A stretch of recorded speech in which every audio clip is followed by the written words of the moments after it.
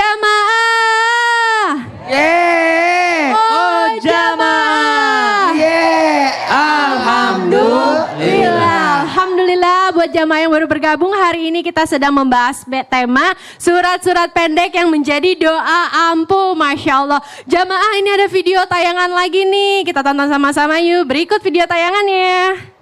Subhanallah, Ustaz Syam izin bertanya. Iya. Ada nggak ya surat dalam Al-Quran yang kalau kita rutin baca nih kita bisa dijauhkan dari segala kecemasan, depresi, bahkan ketakutan yang berlebihan gitu? Ada nggak ya? Ada dong. Silahkan penjelasannya. A'udzu billahi minasy syaithanir rajim. Bismillahirrahmanirrahim. Inna a'tainakal kautsar fasalli lirabbika wanhar. Inna syani'aka huwal abtar. Shadaqallahul azim. Surah yang kata ulama, surah yang diturunkan kepada baginda Nabi SAW secara mufassal, secara langsung selesai satu surah gitu, diturunkan kepada baginda Nabi SAW. Kalau surah-surah yang lain biasanya turun berangsur-angsur, ayat ini turun pada saat ini, ayat ini turun seperti ini, tapi surah Al-Kautsar ini langsung turun kepada baginda Nabi SAW di saat baginda Nabi SAW dalam keadaan sangat sedih. Di saat Nabi SAW dalam keadaan sangat sedih, surah ini turun kepada baginda Nabi SAW yang merubah air mata baginda Nabi SAW menjadi senyuman yang sangat lebar. Kenapa bisa? Pada saat itu Nabi SAW dalam riwayat diceritakan asbabun nuzul surah ini, Nabi dalam keadaan menangis dan bersedih karena anaknya meninggal dunia. Ketika anak Nabi SAW wafat, Nabi dalam keadaan sedih karena ditinggalkan anak yang sangat dicintainya, anak laki-laki beliau. Ada yang mengatakan bahwa yang meninggal ini adalah Qasim, ada yang mengatakan bahwa yang meninggal ini adalah Ibrahim.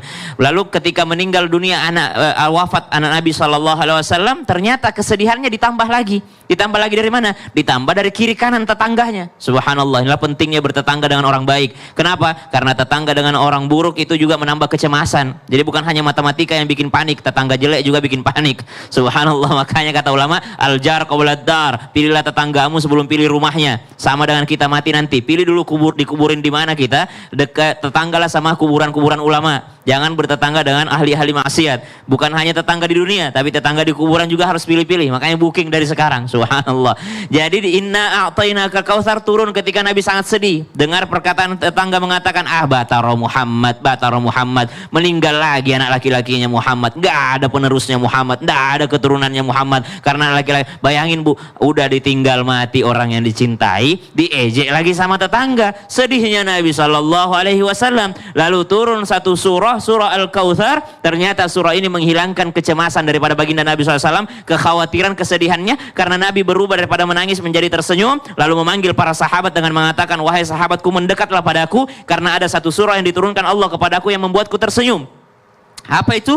Inna a'tainakal kautsar, sungguh kami telah memberikanmu Al-Kautsar. Kalau mendengarkan kata Al-Kautsar, mungkin bayangan kita adalah telaga Al-Kautsar. Ada yang menafsirkannya demikian. Tapi dalam ilmu bahasa Arab, Al-Kautsar adalah Al-Katsir, itu adalah banyak, yang bermakna banyak banget, yang unlimited. Kenapa? Al-Kautsar itu adalah sesuatu nikmat yang jauh lebih banyak daripada apa yang kau rasakan sekarang. Berarti obat depresi pertama daripada surah Al-Kautsar ini, ketika engkau mengalami musibah, maka bayangkan nikmat Allah yang telah datang kepadamu. Ketika engkau dapat satu musibah, yang diingat-ingat adalah nikmat Allah yang lainnya. Misal kehilangan harta, langsung diingat, oh saya hilang harta tapi alhamdulillah saya punya orang tua yang baik. Oh saya disakiti sama tetangga tapi alhamdulillah saya punya pasangan yang baik. Lihat nikmat Allah yang lain dibandingkan melihat musibah tersebut. Fokus kepada yang nikmatnya Allah Subhanahu wa taala, bukan fokus kepada musibahnya. Itu yang dikatakan Rabbi auzi'ni an ashkura ni'matakal lati an'amta alai. Kemudian yang kedua, fashalli li rabbika wanhar. Obatnya orang yang cemas depresi itu fashalli, salat. Ada orang semakin khawatir, semakin cemas malah enggak mau salat. kekurangan pekerjaan malah dia, oh kalau saya mampir sholat dulu nanti hilang pekerjaan saya. Waduh, makin cemas itu, makin khawatir. Wanhar, dan butuh pengorbanan. Inna syani'aka huwal abtar. Urusan yang lain itu biar menjadi urusan Allah. Masya Allah, jadi Ustadz, surat dalam Al-Quran yang bisa meredam depresi, kecemasan dan ketakutan adalah surat Al-Kausar, betul ya? Kembali lagi di garis bawahi, ditadaburi, ditahu maknanya, ditahu asbabun nuzulnya, itu yang membuat kita hilang betul depresi. sekali, Masya Allah, tepuk tangan untuk Ustadz. Terima kasih Ustadz penjelasannya. Nah jamaah, aku mau tanya nih sama Habib Usman sekarang nih.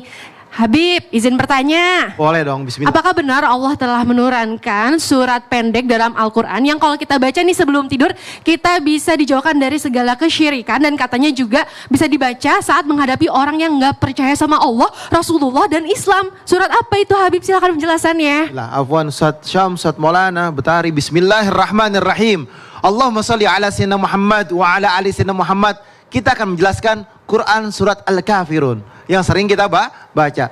Baca bareng-bareng ibu-ibu. Bismillahirrahmanirrahim. Bismillahirrahmanirrahim. Qul ya ayyuhal kafirun. Qul ya ayyuhal kafirun. La a'budu ma ta'budun. La a'budu ma ta'budu. Terus lanjutannya Bu. Wala antum abiduna ma a'budu. Terus. Wala ana Bidum abidun ma abadtum wala antum abiduna ma a'budu. lakum dinukum waliyadin. waliyadin. Masya Allah. Penonton di rumah juga ngikutin juga ternyata. Berkah insya Allah. Ingat, siapa orang yang membaca Quran surat Al-Kafirun, sungguhnya surat ini dapat menyelamatkan kita dari perbuatan kemusyrikan. Dan juga ketika kita menghadapi orang-orang yang gak percaya kepada Allah, yang jauh dari Allah, yang jauh dari Rasulullah SAW, dan bahkan gak percaya dengan agama Islam, maka ketika kita membaca Quran surat Al-Kafirun ini membentengi jiwa kita untuk tetap berakidah, bertauhidkan bahwasanya tidak ada Tuhan kecuali Allah Subhanahu wa taala, dan memahami betul innad dina indallahil Islam. Agama yang Allah ridhai adalah agama Islam. Ayat ini juga bisa disebut dengan muqaskishah, menyembuhkan daripada kemusyrikan.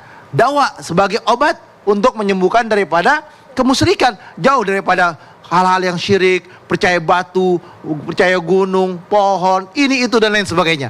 Jadi percaya hanya kepada Allah Subhanahu wa taala. Dan ayat ini turun ketika orang-orang kafir mengajak bergantian dalam menyembah Allah. 1 tahun kamu nyembah agama saya, nyembah patung saya, dan 1 tahun lagi saya nyembah Tuhanmu ya Muhammad. Kalau datangkan kebaikan, sama-sama dapat kebaikan, kata dia.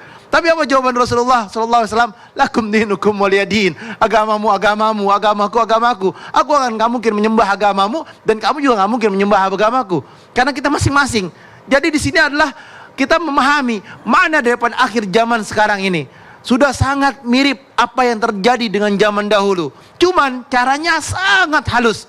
Kita berteman dengan mereka, dengan mengikuti kebiasaan mereka, tingkah laku mereka, perbuatan mereka. Akhirnya kita terbawa dalam kebiasaan-kebiasaan yang buruk, mengikuti daripada kebiasaan mereka yang jauh daripada naungan dan ridhonya Allah Subhanahu wa taala. Sesungguhnya Rasulullah SAW membaca di dalam rakaat, yakni waktu salat subuh, Al-Kafirun dan surat Al-Ikhlas. Baca surat ini ketika mau tidur, sehingga Allah jaga kita, lindungi kita dari kemusyrikan dan daripada budaya-budaya mereka. Dan juga kita menghadapi orang-orang yang tidak percaya dengan Allah dan Rasulnya, apalagi dengan agama Islam. Kita bentengi setiap mau tidur, baca Quran surat Al-Kafirun. Bismillahirrahmanirrahim. Qul ya ayyuhal kafirun la a'budu ma ta'budun wa la antum a'biduna ma a'bud wa la ana a'budu ma a'badtum wa la antum a'biduna ma a'budu lakum dinukum waliyadin. Katakanlah, hai orang-orang kafir, aku tidak akan menyembah apa yang kamu sembah, dan kamu bukan penyembah Tuhan yang aku sembah, dan aku tidak akan pernah menjadi penyembah apa yang kamu sembah, dan kamu tidak pernah pula menjadi penyembah daripada apa? Tuhan yang aku sembah, yakni Allah Subhanahu wa taala. Untukmu agamamu dan untukku agamaku. Jadi maknanya adalah bentengi jiwa kita, keluarga kita daripada pengaruh-pengaruh buruk, yakni perlakuan budaya-budaya yang menyesatkan dan menghancurkan kehidupan kita. Insya Allah kita berdoa keluarga kita, anak-anak kita diselamatkan daripada gangguan manusia-manusia yang jauh daripada ridhonya Allah Subhanahu wa taala. Masya Allah. Jadi Habib, kalau kita sebelum tidur ya, kita bisa baca surat Al-Kafirun agar dijauhkan dari segala kesyirikan. Dan juga kalau kita menghadapi orang yang tidak percaya sama Allah, nauzubillah, kita bisa membaca surat Al-Kafirun tersebut. Apalagi yang nggak percaya sama agama, apalagi yang udah ada kesyirikan. Subhanallah. Terima Apalagi kasih. yang suka nyembah-nyembah apa tuh? Iya, terima kasih Habib penjelasannya. Tepuk tangan untuk Habib Usman jemaah. Nah sekarang Betari mau bertanya sama Ustadz Maulana. Izin bertanya Ustadz. Iya. Katanya nih ya ada surat, ini kita hafal banget loh. Iya, terus Hafal kalau dong. misalnya kita baca, kita akan mendapatkan pahala dan syafaat berupa 10 kebaikan. 10 kebaikan. Kan Nabi. Surat apa itu Ustadz? Oh tahu? Oh, tahu dong, silahkan penjelasannya Ustadz. Baik, bismillahirrahmanirrahim. Izin Habib dan Sasam kepada semua jamaah yang lagi nonton, Masya Allah, tabarakallah. Semoga hari ini mendapatkan, apalagi Jumat ini kita mendapatkan keberkahan di hari Jumat. Dan keberkahan karena mempelajari dan mengkaji yakni surah-surah pendek di dalam Al-Quran. Karena setiap hurufnya itu satu pahala dan bisa jadi 10 kebaikan. Dan alhamdulillah ada surah yang luar biasa yang menghibur Nabi, yang menyelesaikan ataupun menjawab pertanyaan orang-orang kafir ketika hampir 6 bulan, mohon maaf, 6 bulan ayat tidak turun. Tidak turun. Tiba-tiba turunlah ayat ini, yakni surah Ad-Duha. Ad-Duha, surah Ad-Duha, wad-duha wal-laili isa saja. Ma wa'adaka rabbuka wa ma qala. Walal akhirat khairul laka minal ula. Wala sawfa yu'tika rabbuka fatarda. Akhirul ayat. Ya yatima fa'awa. Ya Bu ya. Wa wajadaka dhalan fahada. Wa wajadaka ilan faghna. Fa'ammal yatima fala taghar. Wa amma sa'ila fala tanhar. Wa amma bi ni'mati rabbika hadis. Habis durasi saya tinggal 1 menit itu. Siapa yang membacanya surah Duha, maka Allah jadikan baginya keridhaan, mendapatkan ridha Allah. Maka kalau kita membaca, apalagi bukan hanya dibaca, tapi dijadikan bacaan untuk sholat duha, pas banget. Maka Allah ridha padanya. Jadi semua aktivitas dari pagi itu bagus, lancar urusannya. Kenapa? Karena selain membacanya, mempraktekkan, maka mendapatkan 10 kebaikan. Maka kebaikan ini, mohon izin, syafaat ini adalah kemudahan untuk memperoleh kebaikan di pagi hari itu. Lalu apapun kegiatannya ketika di pagi hari itu, maka memudahkan dirinya untuk berkasih sayang. Nilai pahalanya bagaikan menyantuni anak yatim, bagaikan berderma kepada fakir miskin. Jadi ini sebenarnya tidak gampang hati ini untuk peduli. Ada orang yang memang tidak peka, ada memang orang peduli peka, cepat cekatan, ada yang bermasa bodoh. Dan ini bahaya kalau sudah hilang dari perasaan kita akan tingkat kepedulian. Kayaknya ada yang lewat deh. Masya Allah, saya lewat Ustadz. Nah, jadi surat dalam Al-Quran Ustadz, yang kalau kita baca, kita akan mendapatkan syafaat Nabi berupa 10 kebaikan adalah surat Ad-Duha. Ad-Duha. Dan lebih bagus lagi kalau kita amalkan pada saat sholat duha ya. Masya 11 Allah. ayat. Aduh, luar biasa. Luar biasa. Mantap sekali. Mantap, tepuk tangan untuk Ustadz Maulana. Masya Allah. Nah jamaah, sekarang aku mau bacain pertanyaan yang ada di sosial media Islam itu Indah nih, yang aku bacain aja ya. Dari Rini Sundar 77. Assalamualaikum Ustadz. Waalaikumsalam warahmatullahi wabarakatuh. Nah Ustadz, saya mau tanya, emang ada yang namanya ayat 1000 dinar itu bisa buat laris dagangan dan usaha serta buat gampang usaha kita? Soalnya suami saya tuh kemana-mana bawa itu ayat 1000 dinar, terus dilipet kayak jimat, terus ditaruh di dompet, terus pas mau buka toko dibaca dulu. Wah, subhanallah. Ada nggak ya Ustadz Syam kira-kira? Ada. Silakan penjelasannya. Baik. Bismillahirrahmanirrahim. 1. Ayat Al-Quran jangan sampai ditaruh di dompet, yang mana dompet tersebut ditaruh di belakang. Karena dompet laki-laki. Kalau dompet perempuan biasanya diutamakan. Tapi dikecualikan juga di dalam dompet ini jangan sampai dompetnya masuk WC. Kenapa? Karena Al-Quran tidak boleh dibawa masuk ke dalam kamar mandi. Apalagi dalam keadaan terbuka si ayat Al-Quran tersebut. Gak apa-apa sebenarnya Al-Quran masuk kamar mandi, tapi dalam keadaan tertutup. Subhanallah. Dan dalam keadaan aman. Sama dengan Al-Quran yang ada di handphone. Kalau tidak dalam keadaan terbuka, dia tidak dihukumi secara mushaf. Tapi kalau dalam keadaan terbuka aplikasinya, maka dia tidak boleh dibawa masuk ke dalam kamar mandi. Makanya jangan jadikan ayat Al-Quran jadi wallpaper. Karena kapan menyala dalam kamar mandi itu dianggap sebagai mushaf. Tidak boleh ayat Al-Quran jadi wallpaper handphone. Sama dengan nada dering. Jangan jadikan ayat Al-Quran jadi nada dering. Kepotong dia. Allahu la ilaha. Allah tidak ada Tuhan. Halo? Langsung dipotong jadi halo. Jangan jadikan ayat Al-Quran sebagai nada dering. Lalu kemudian dikatakan ayat 1000 dinar dilabeli oleh ulama karena ayat ini berisi tentang rezeki. Wa may yattaqillaha yaj'al lahu makhraja wa yarzuquhu min haitsu la yahtasib.